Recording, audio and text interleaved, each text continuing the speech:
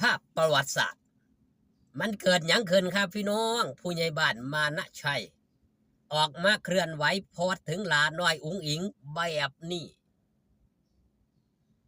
ขอกล่าวคำว่าสวัสดีครับผมสวัสดีกันอีกครั้งสวัสดีกันอีกครั้งครับพี่น้องอัดคลิปในรถคือเก่าคือเดิมเพิ่มเติมคือเรื่องเล่าที่ใหม่ขึ้นมาครับสำหรับผู้ใหญ่บ้านมานะชัยก็ถือว่าเป็นอีกผู้หนึ่งครับที่มีศักดิ์เป็นลุงของหลาน้อยอุ๋งอิงเป็นพี่ชายของบอสโจนั่นเองเฮาบ่ได้เห็นเพิ่นเคลื่อนไหวถึงหลาน้อยอุ๋งอิงจักเทื่อเด้ครับสิโดนเทื่อหรือว่าจังซั่นก็เป็นไปได้เพราะส่วนมากก็ต่างคนต่างเหตุการณ์เหตุงานเนาะระหว่างวงหมอลำเพิ่นก็เฮ็ดวงหมอลำอย่างเพชรลำเพลินเพิ่นก็ต้องดูแลสิมาปะกันอีกเทื่อก็งานซุ่มญาติอย่างงานสงกรานต์จังซี่ก็มาพบมาพ้อกันโดนๆเทื่อปีละเทื่อว่าซั่นเถาะ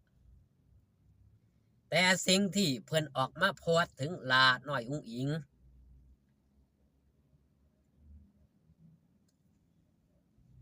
วังบอกวังบ่โดนนี่ละมื้อ2มื้อที่ผ่านมาเนี่ยเพิ่นออกมาโพสต์เป็นภาพที่มีหยังครับมีพรเพรดีมีน้องจีน่าและกะหลาน้อยอุ๋งอิงเป็นภาพที่หาได้ยากบอกง่ายๆเพราะยังครับต่างคนต่างมีงานหลาน้อยอุ๋งอิงก็บ่ได้ไปขึ้นเวทีเพชรลำเพลินต่างคนต่างแยกย้ายการทำหน้าที่นั่นแหละครับโดนแทบสิบ่มีเวลาพ้อกันจักเถื่อถือว่าเป็นประวัติศาสตร์อีหลีภาพนี้ถือว่าเป็นภาพประวัติศาสตร์เก็บไว้เป็นที่ระลึกอีกนานแสนนานสำหรับการปรากฏตัวของหลาน้อยอุ๋งอิงบนเวทีรายการจักรวาลหมอลำขึ้นพร้อมน่าจะไปเป็นรับเชิญ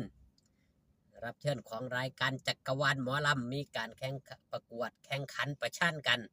ระหว่างหมอลำ8คณะบ่ว่าจะเป็นคำผุนรุ่งทิวาเพชรลำเพลิน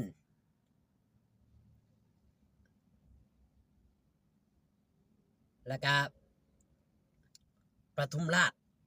ที่ตัดสินหือยังนี่แหละครับ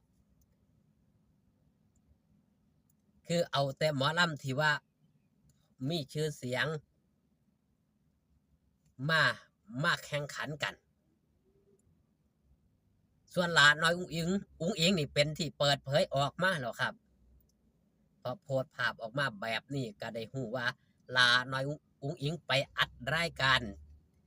ที่เวิร์กพอยต์วังมือ2มือที่ผ่านมานี่นั่นคือรายการจักรวาลหมอลำผมเชื่อเลยได้ว่าแฟนคลับ FC ก็คงสิคิดคือบ่มีสาวน้อยเพชรบ้านแพงส่วนผมเองก็ได้คิดเลยครับสาวน้อยเพชรบ้านแพงคือบ่ได้มาส่วนหนึ่งเลยครับสาวน้อยเพชรบ้านแพงคิวงานครับคิวงานรัดโตบ่มีเวลาที่สิมาฝึกซ้อมบ่มีเวลาที่สิเขามาอัดรายการแบบนี้ครับมาได้นั่นก็คือหลาดน้อยอุ๋งอิงพ่อปรีโตมาได้มือนั่นครับมาอัดรายการแต่จะออนแอร์มือได้นั่นติดตามเบิ่งครับเพราะเพิ่นจะออนแอร์ทุกวันศุกร์เนาะพี่น้องป้องปายมิดหมอแคนแฟนหมอลำก็ติดตามเบิ่ง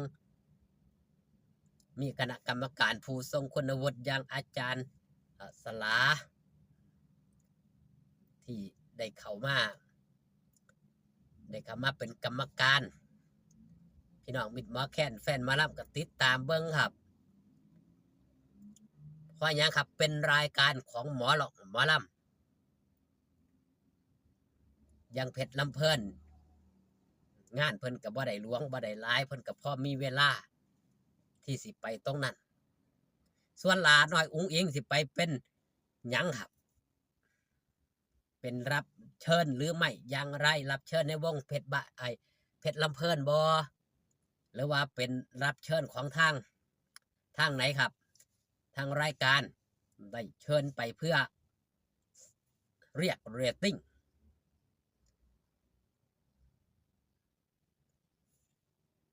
เพราะหยังครับหลาน้อยอุ้งอิงณปัจจุบันนี่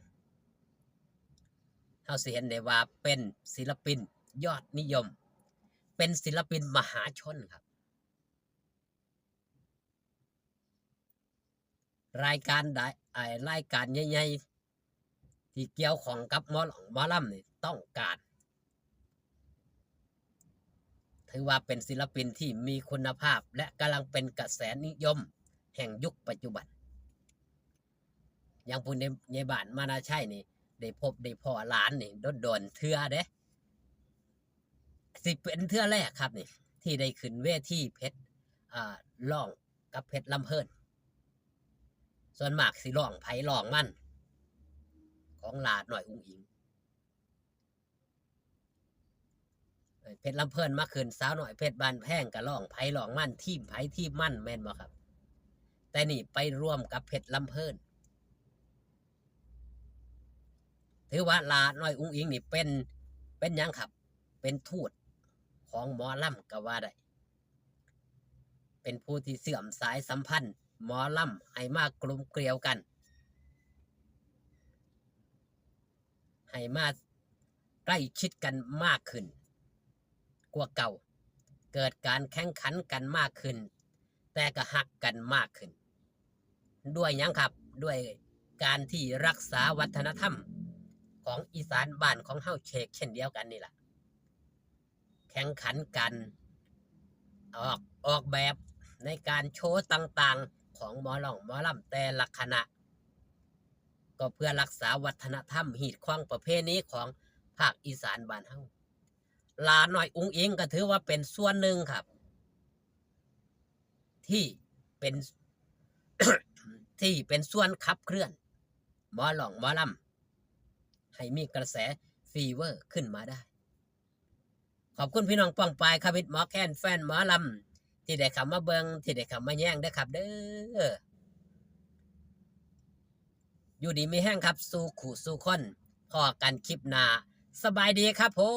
ม